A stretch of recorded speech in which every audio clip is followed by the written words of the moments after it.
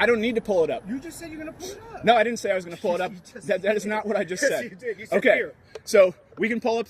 Well, see, here's the problem, Virgil. You had an assumption about what was taking place in my mind. We can go back and get the tape. I changed the form in which I was recording. That way, I could also get your facial expressions on film too. Because you said I'm trying to make a scene. I need to make a scene because these people have next to murdered me, and they don't think that it's a big fucking deal. They don't think it's a big fucking deal that I just lost both my jobs, that I go home after spending 10 days in custody to see the same fuck that attacked me waiting outside my fucking window. It's a big fucking deal. I don't disagree. And then I get charged with allegedly violating a restraining order, which I've provided, which... called like 3 times according to the report. So. According to the report. So and the reports can say whatever the fuck they want to. The reports are not reality. We've had reports saying that I threatened a mass shooting when I've never once even attempted to own a gun. So reports don't fucking matter. Yeah, and that's the problem, is that everyone says, oh, that I wasn't there, that was somebody else, and that's fine, but you don't have an excuse. You don't have an excuse because you guys all work together. You guys all defend the same fucked off reality that I'm presently living. So you don't think that it's important that you live here. I think that it's important that you live here, because if you don't live where you are supervising, you don't give a fuck about what goes on there. And that's proven by what has continued to take place in San Francisco. This isn't personal against you. No, it is against this fucked off system. I'll tell you this.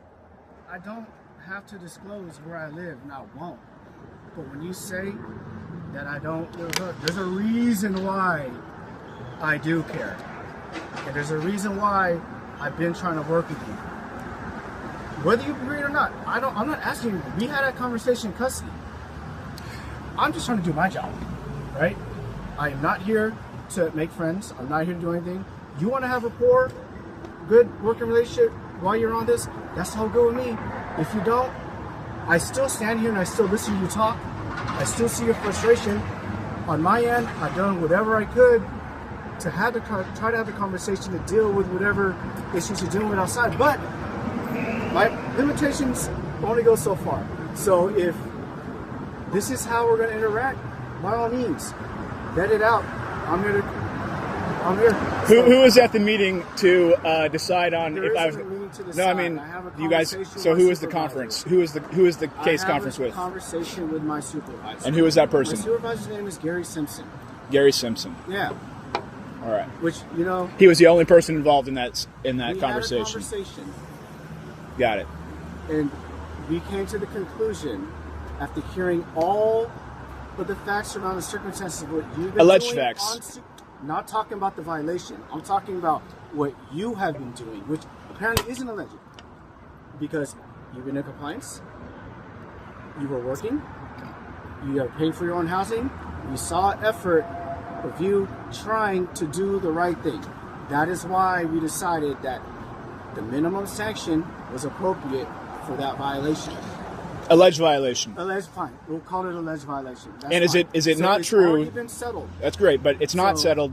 Well, but on our end, the other end with the open cases, if they're going to deal with that. Unfortunately, yes, you are dealing with an open case. I'm dealing with your PRCS matter. And is it not true that you could have done less than 10 days? You could have done less. There could have been no violation, but based off the probable cause, that there was a police report that said you had violated the restraining order by calling 3 times. That's how we made that decision. So. And do you think that it's? Hold on, real quick. I am not here to be interviewed. I'm here to work with you. So, to me, you are dealing with an open case, right? I already explained to you how the decision was made.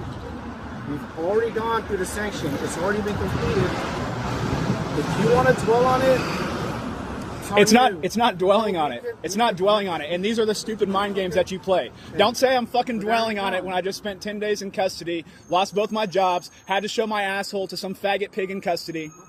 You're gonna say that to your kids if your kids are forced to show their asshole to strangers? Oh, stop dwelling on it. You understand how fucking retarded that sounds? Yeah, but here's the thing though. I'm dealing with you.